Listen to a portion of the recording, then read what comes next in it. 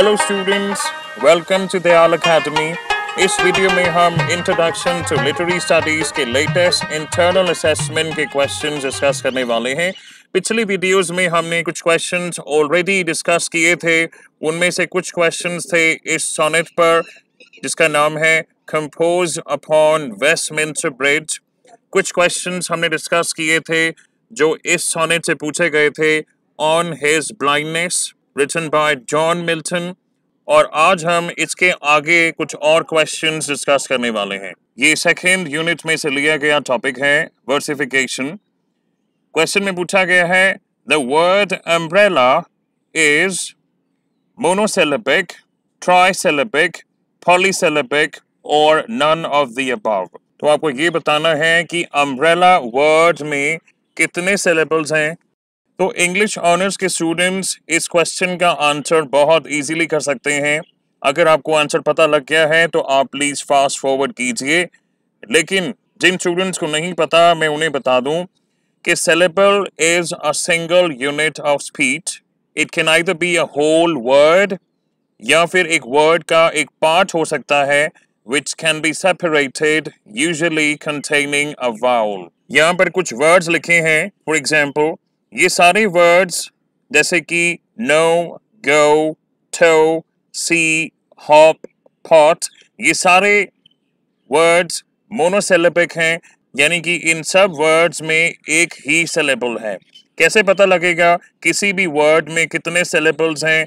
आपको सिर्फ उस वर्ड को प्रोनाउंस करना है और प्रोनाउंस करते सार ही आपको पता लग जाना चाहिए कि एक वर्ड में कितने सिलेबल्स हैं। तो मोनोसिलेबिक वर्ड्स की जब हम बात करते हैं, इनमें दो एग्जांपल्स मैं आपको ऐसे देना चाहूँगा, ऐसे वर्ड्स की जिसमें एक ही सिलेबल है और उसमें सिर्फ एक वाउल साउंड ही होती है।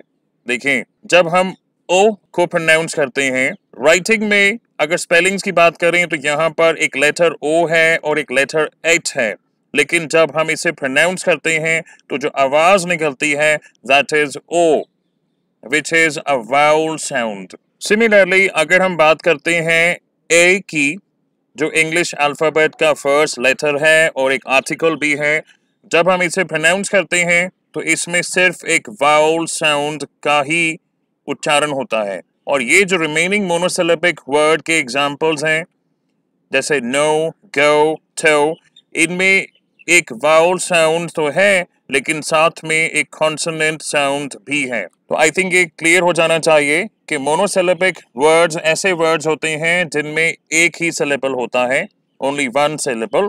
सिमिलरली जब हम डाइसिलेबिक वर्ड्स की बात करते हैं तो हम उन वर्ड्स के बारे में बात करते हैं जिनमें दो सिलेबल्स होते हैं। तो ये जो डाइसिलेबिक वर्ड्स हैं इन्हें मैं स्लोली प्रोनाउंस करूंगा ताकि आपको समझ में आए कि इन वर्ड्स में दो सिलेबल्स हैं। देखें, पहला वर्ड है बिटर, इसमें दो सिलेबल्स हैं बिट। उसके बाद सॉलिड, सॉलिड, सॉलिड, फिर copper, copper, copper, handsome, handsome, water, water, awesome, awesome, station, station, island, island। तो यहाँ से क्लियर होता है कि इन वर्ड्स में दो सिलेबल्स हैं, यानी ये डाइसिलेबिक वर्ड्स के एग्जांपल्स हैं। उसके बाद जब हम ट्राइसिलेबिक वर्ड्स की बात करते हैं तो हम उन वर्ड्स की बात कर रहे हैं जिनमें तीन सिलेबल्स होते हैं। For example example, example. आप प्रोनाउंस करेंगे आपको पता लग जाएगा कि जो वर्ड आप प्रोनाउंस कर रहे हैं उसमें कितने सिलेबल्स हैं। Important, important, syllabus, syllabus, uniform, uniform. और क्वेश्चन में जो वर्ड गिवन है अम्ब्रेला, अम्ब्रेला, अम्ब्रेला, यानी कि ये वर्ड जो क्वेश्चन में गिवन है दिस इज ट्राइसिलेबिक। लास्ट में मैं यही कहना चाहूंगा कि जिस वर्ड की आप बात कर रहे हैं उसमें कितने लेटर्स हैं उन्हें काउंट करने की कोशिश ना करें। जब आप सिलेबल्स फाइंड आउट करते हैं all you have to do is pronounce the word और आपको पता लग जाएगा कि उसमें कितने सिलेबल्स हैं।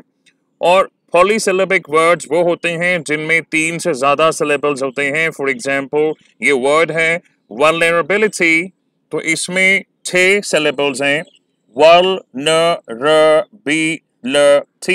वल्नरेबिलिटी। आइए नेक्स्ट क्वेश्चन देखते हैं। सेकेंड यूनिट का वर्सिफिकेशन टॉपिक में से लिया गया ये क्वेश्चन कहता है which type of metrical foot has 3 syllables, unstressed, unstressed, stressed.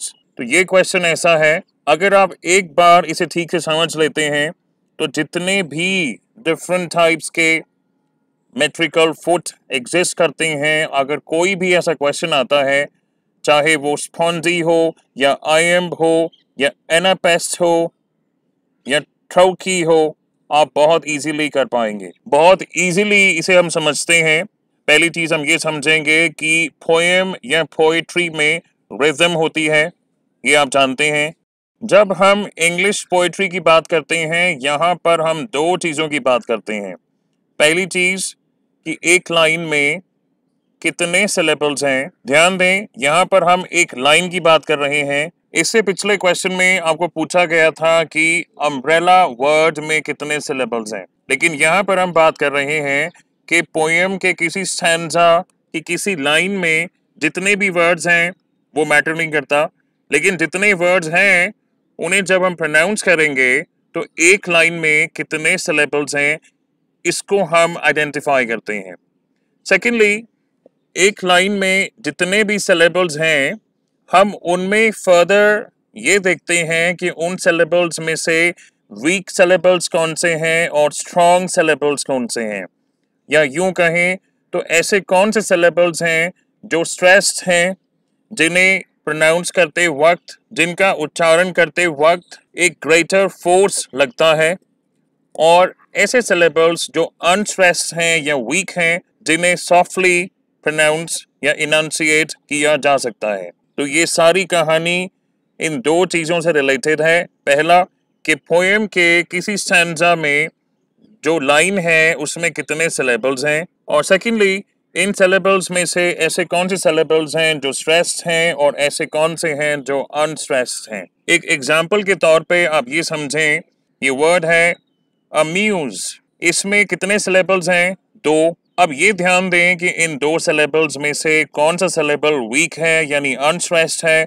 और कौन सा सिलेबल स्ट्रॉन्ग है यानी स्ट्रेस्ड है। तो देखा जाए तो आपको इतनी इन डेप्थ नॉलेज की जरूरत नहीं है, आपको सिर्फ उस वर्ड को प्रोनाउंस करना है जैसे आप नेचुरली किया करते हैं। देखें, अम्यूज यानी कि जो पहला सिलेबल है अ, ये वीक है, इसे प्रोनाउंस या इनंसिएट करते वक्त जब आप इसका उच्चारण करते हैं ये सॉफ्टली हो जाता है, हमें ज़्यादा फोर्स नहीं लगाना पड़ता। और इसके कंपैरिजन में जब हम सेकेंड सिलेबल का उच्चारण करते हैं म्यूज, तो थोड़ा सा फोर्स ज़्यादा लगता है, तभी हम इसे स्ट्रॉन्ग सिलेबल कहते हैं या स्ट्रेस्ड सिलेबल कहते हैं। दोबारा देखें, म्यूज, ऐसे हम इसे नेचुरली प्रोनाउंस करते हैं। नेक्स्ट वर्ड देखें, पोट्रे, पहला सिलेबल है पो, सेकेंड सिलेबल है ट्रे, तो इसमें सेकेंड सिलेबल पर ज़्यादा एम्फोसिस दिया गया है, तो ये सेकेंड सिलेबल यहाँ पे स्ट्रेस्ड है, पोट्रे। ऐसे हम इसे नेचुरली प्रोनाउंस करते हैं।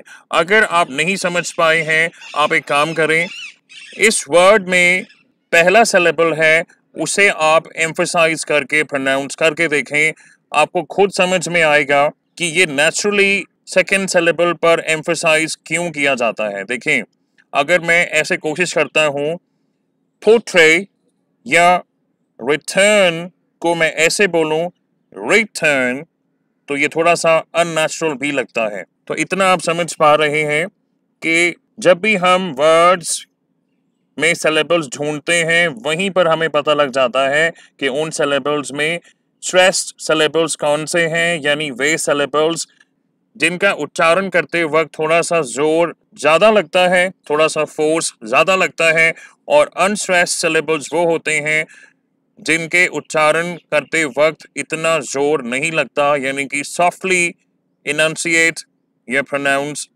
इन्हें हम कर लेते हैं।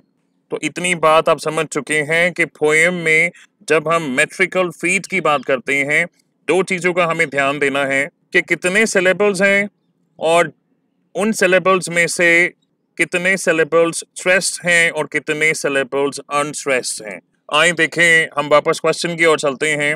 आपको पूछा गया है which type of metrical foot has 3 syllables unstressed, unstressed and stressed. लेकिन 3 syllables के एक मेट्रिकल फुट के बारे में बात करने से पहले हमको इस बारे में नॉलेज होनी चाहिए कि ऐसे कौन से मेट्रिकल फीट हैं जिनमें 2 syllables ही होते हैं।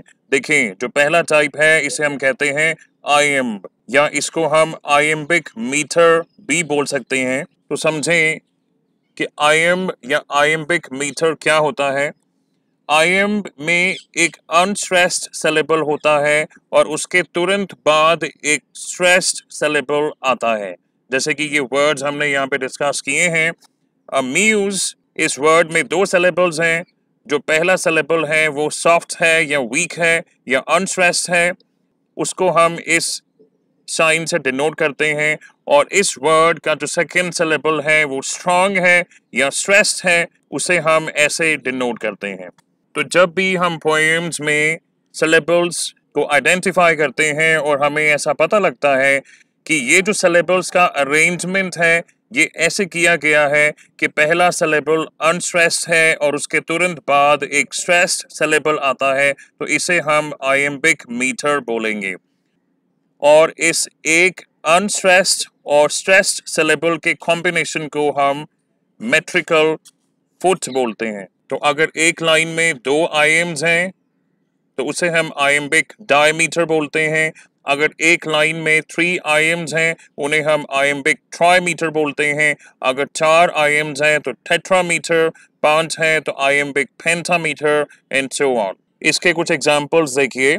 ये एक पोएम में से ली गई लाइन है जो आपके सिलेबस में है। पोएम का नाम है आफ्टर ग्रेट पेन और ये पोएम लिखी है एमिली डिकिंसन ने। इस पोएम पर बेसिक वीडियो ऑलरेडी बन चुकी है क्योंकि लेटेस्ट थियरी क्वेश्चन पेपर में इस पोएम पर बेस एक क्वेश्चन आया था। तो यहाँ पर इस पोएम में मीटर को जब हम आइडेंटिफाई करते हैं तो इस पोएम में से 2 लाइंस हमने यहाँ पे ली हैं क्योंकि इस पोएम का जो रिदम है, जो मीटर है, वो थ्रू आउट कंसिस्टेंट नहीं है। पहली लाइन हमने इस पोएम में से ली है, देखें, the feet mechanical go round. तो इस लाइन में आयम्ब है और कितने मेट्रिकल फीट हैं? 4, तभी इसे हम आयम्बिक टेट्रामीटर बोलते हैं। देखें कैसे। ये आपको पता है कि मेट्रिकल फुट हमेशा पेयर में आता है और जब हम आयम्बिक मीटर की बात करते हैं उसमें पहला होगा अनस्ट्रेस्ड सिलेबल, उसके तुरंत बाद एक आएगा स्ट्रेस्ड सिलेबल। ये हमारा पहला मेट्रिकल फुट है, ये सेकंड है, ये थर्ड है और ये फोर्थ है। इस चीज का खास ध्यान रखें कि जब हम सिलेबल्स को आइडेंटिफाई करते हैं, एक गिवन लाइन में कितने वर्ड्स हैं इससे हमें कोई मतलब नहीं है। उस गिवन लाइन में कितने सिलेबल्स हैं इससे हमें मतलब है। और इस लाइन को जब आप पढ़ते हैं तो इन टोटल इसमें 8 सिलेबल्स हैं। और सिंस आयम्बिक मीटर में हमेशा एक पेयर होता है, इसमें पहला होगा अनस्ट्रेस्ड सिलेबल और दूसरा होगा स्ट्रेस्ड सिलेबल, इसलिए इसे हम आयम्बिक टेट्रामीटर बोलेंगे। तो आए इसे प्रोनाउंस करना सीखें। द फीट, आप नोटिस करेंगे कि पहला सिलेबल अनस्ट्रेस्ड है और फीट जब हम बोलते हैं ये स्ट्रेस्ड सिलेबल में आता है। मैकेन, ये हमारा सेकंड पेयर है। इकल, ये थर्ड है। गो राउंड, ये फोर्थ है। तो जब इस पूरी लाइन को हम प्रोनाउंस करेंगे क्या बनेगा? The feet mechanical go round. और ये लाइन सेम पोएम में से ली गई है और इस लाइन में आयम्बिक डायमीटर है, यानी इसमें भी सेम पैटर्न है। पहले जो सिलेबल है वो अनस्ट्रेस्ड है, उसके तुरंत बाद जो सिलेबल है वो स्ट्रेस्ड है। देखें इसे कैसे प्रोनाउंस करेंगे। पहले स्लोली करते हैं। वुड एंड वे, तो नॉर्मली जब आप बोलते हैं आप बोलेंगे वुडन वे, तो आप रियलाइज कर पा रहे हैं कि पहला सिलेबल इन दोनों पेयर्स में अनस्ट्रेस्ड है और उसके तुरंत बाद एक सिलेबल आता है जो स्ट्रेस्ड है, जिसे जब हम प्रोनाउंस करते हैं तो ज़्यादा फोर्स लगता है। तो आयम्बिक मीटर में हमने ये समझा है कि पहले जो सिलेबल आएगा वो अनस्ट्रेस्ड होगा, उसके बाद में जो सिलेबल आएगा वो स्ट्रेस्ड होगा, और यही कॉम्बिनेशन आगे चलता जाएगा। वो बात अलग है कि उस लाइन में ऐसे कितने पेयर्स हैं, लेकिन ये पैटर्न कंटिन्यू करेगा। सेकंड हमारा है ट्रोकी, इसे हम बोलते हैं ट्रोकी या ट्रोकेइक मीटर। ये आयम्बिक मीटर से बिल्कुल ऑपोजिट है, यानी आयम्बिक मीटर में पहला सिलेबल अनस्ट्रेस्ड होता है, उसके तुरंत बाद जो सिलेबल आएगा वो स्ट्रेस्ड होगा। ट्रोकी या ट्रोकेइक मीटर में पहला सिलेबल स्ट्रेस्ड होगा और उसके तुरंत बाद जो सिलेबल आएगा वो सिलेबल अनस्ट्रेस्ड होगा। देखें, पहले हम बहुत कॉमन एग्जांपल्स की बात करते हैं। जब हम ये फ्रेज बोलते हैं थैंक यू, ये एक ट्रोकी का एग्जाम्पल है, क्योंकि जब हम थैंक यू बोलते हैं तो थैंक वर्ड को जब हम प्रोनाउंस करते हैं इसमें जो सिलेबल है वो स्ट्रेस्ड है, और जब हम यू वर्ड को प्रोनाउंस करते हैं इसमें एक ही सिलेबल है और ये अनस्ट्रेस्ड है। सिमिलरली जब हम बोलते हैं बेसबॉल, आप नोटिस करेंगे बेसबॉल में पहला सिलेबल स्ट्रेस्ड है। अगर आप इसे जबरदस्ती बदलना चाहते हैं तो वो आपको खुद को अननेचुरल साउंड करेगा। देखें, अगर मैं इसको आयम्बिक मीटर में प्रोनाउंस करने की कोशिश करता हूं तो मैं कुछ ऐसा बोलूंगा जो कि अननेचुरल होगा, बेसबॉल। तो अब आप समझ गए होंगे कि हम बेसबॉल ना बोल के हम बेसबॉल बोलते हैं। सिमिलरली जो नर्सरी राइम्स होती हैं उनमें भी इसका काफ़ी इस्तेमाल होता है। ये उसका एक एग्जाम्पल है, पीटर पीटर पम्पकिन ईटर। ये लाइन ट्रोकी में है, यानी पहला सिलेबल जो है वो स्ट्रेस्ड है, उसके तुरंत बाद एक अनस्ट्रेस्ड सिलेबल है। दोबारा देखें, पीटर पीटर पम्पकिन ईटर। आगे देखें, had a wife and couldn't keep her। तो इन चीज़ों को समझने के लिए हमको थोड़ा स्लोली प्रोनाउंस करना होता है। एक बार आप समझ जाएंगे तो आपको ये चीज़ें रिफ्लेक्ट होने लगेंगी। Peter Peter pumpkin eater had a wife and couldn't keep her। तो हमने पहले दो टाइप डिस्कस कर लिए हैं, आयम्बिक मीटर और ट्रोकेइक मीटर। इसे हम आयम्ब और ट्रोकी भी बोल सकते हैं, लेकिन इस क्वेश्चन में जो आंसर होने वाला है वो होगा एनापेस्ट, क्योंकि क्वेश्चन में ये पूछा गया है कि ऐसा कौन सा मेट्रिकल फुट होता है जिसमें 3 सिलेबल्स होते हैं और उन 3 सिलेबल्स में से पहले 2 सिलेबल्स अनस्ट्रेस्ड होते हैं और तीसरा सिलेबल स्ट्रेस्ड होता है। तो आए अब हम बात करें एक ऐसे मेट्रिकल फुट की जिसमें 2 नहीं बल्कि 3 सिलेबल्स होते हैं। इसे हम एनापेस्ट बोलते हैं या एनापेस्टिक मीटर भी इसे बोला जा सकता है। बहुत सिंपल सी इसकी डेफिनेशन है। एनापेस्ट क्या होता है, इसमें 2 अनस्ट्रेस्ड सिलेबल्स होते हैं और उनके तुरंत बाद एक स्ट्रेस्ड सिलेबल आता है।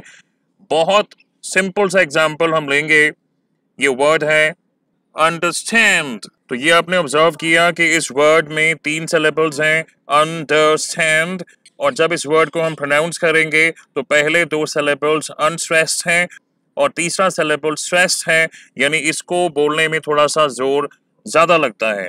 तो हम बोलेंगे अंडरस्टैंड अंडरस्टैंड। सिमिलरली ये और एग्जांपल्स हैं, इन द डार्क, और ये एक वर्ड है अनअवेयर। ये भी एनापेस्ट का एग्जाम्पल है क्योंकि इस वर्ड में 3 सिलेबल्स हैं। ये एक ट्राइसिलेबिक वर्ड है, पहले 2 सिलेबल्स अनस्ट्रेस्ड हैं और तीसरा सिलेबल स्ट्रेस्ड है, तो हम बोलेंगे अनअवेयर। तो इस क्वेश्चन को समझने के लिए पहले हमने डिस्कस किया आयम्बिक मीटर या आयम्ब। आयम्ब में पहला सिलेबल अनस्ट्रेस्ड होता है और उसके तुरंत बाद जो सिलेबल आएगा वो स्ट्रेस्ड होता है। फिर हमने बात की ट्रोकी के बारे में, जिसमें पहला सिलेबल स्ट्रेस्ड होता है और उसके तुरंत बाद जो सिलेबल आता है वो अनस्ट्रेस्ड होता है। For example thank you, baseball. और अब हमने जो क्वेश्चन में पूछा गया है एनापेस्ट, इसके बारे में समझा है, क्योंकि एनापेस्ट या एनापेस्टिक मीटर में 3 सिलेबल्स होते हैं, पहले 2 सिलेबल्स अनस्ट्रेस्ड होते हैं और तीसरा सिलेबल स्ट्रेस्ड होता है, जैसे इन द डार्क। तो सिंस काफ़ी स्टूडेंट्स ने ये कॉन्सेप्ट शायद पहली बार पढ़ा होगा, बहुत ब्रीफ में मैं ये बताना चाहूँगा कि आइएम्ब, ट्रोकी और एनापेस के अलावा और भी मेट्रिकल फीट होते हैं, जैसे डैक्टिल या स्पॉन्डी या फेरिक। इनके बारे में हम फिर कभी बात करेंगे, क्योंकि मैं चाहता हूं कि आज आपने जो इस टॉपिक में सीखा है आप इसे रिटेन कर पाएं। और अगर आपको डैक्टिल, स्पॉन्डी और फेरिक के बारे में आज ही जानना है तो प्लीज कमेंट सेक्शन में लिख के बताएं। तो guys, this is it for this video. इसके आगे के क्वेश्चंस हम नेक्स्ट वीडियो में कवर करेंगे। So if you like the video, please share it with your friends and subscribe to our channel, and thank you for watching.